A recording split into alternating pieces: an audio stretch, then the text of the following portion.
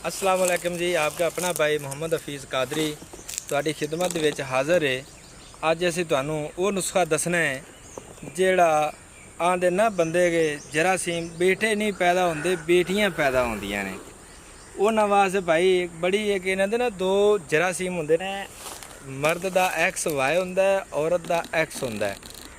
इन्हां दे आपस में मिलाप होवे तो फिर वो एक्स वाई जो मिलते हैं, वाई का जरासीम कन्वर्ट होवे तो बेटा होएगा, जो एक्स का होया तो एक्स एक्स बेटी पैदा होती है।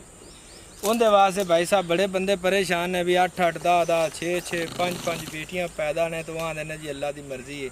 मेरा भाई अल्लाह की मर्जी जरूर है, पर अल्लाह पाक की मर्जी जे कि इनका इलाज भी जरूरी होंदा है। इलाज कराना कोई इहदे विच हत्तक वाली गल नहीं हैगी।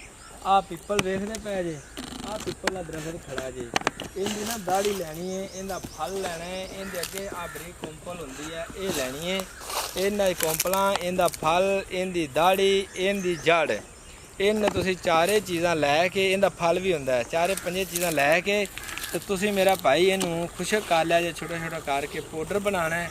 इहदे विच तुसीं मूसली सफ़ैद, साल मिसरी, साल पंजा, मस्तगी रूमी, बस ज़्यादा चीज़ां नहीं पानियां, होर भी पा सकते जे। छोटी इलाची इहदे पा लिया जे। इनू बराबर वजन लैना है, लैके तो तुसीं इनू ना कुजा मिश्री दे विच मिक्स करके इस्तेमाल करना है।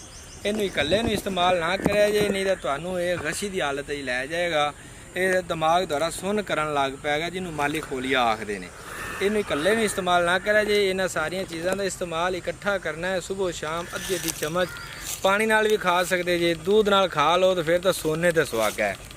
इनू खाओ, इंशाअल्लाह तुहानू दोबारा अल्लाह पाक बेटे की नेमत नाल ही नवाजेगा। जेड़े आंदे ना बेटा नहीं हुंदा, उन्होंने इंशाअल्लाह बेटा ही होवेगा।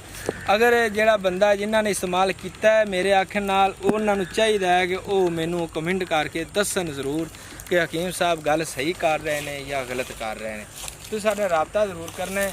अगर किसी को समझ दोबारा ना आवे तो साडा नंबर स्क्रीन पर मौजूद होंदा है, तुसीं इहदे ते साडे नाल राबता कर सकते।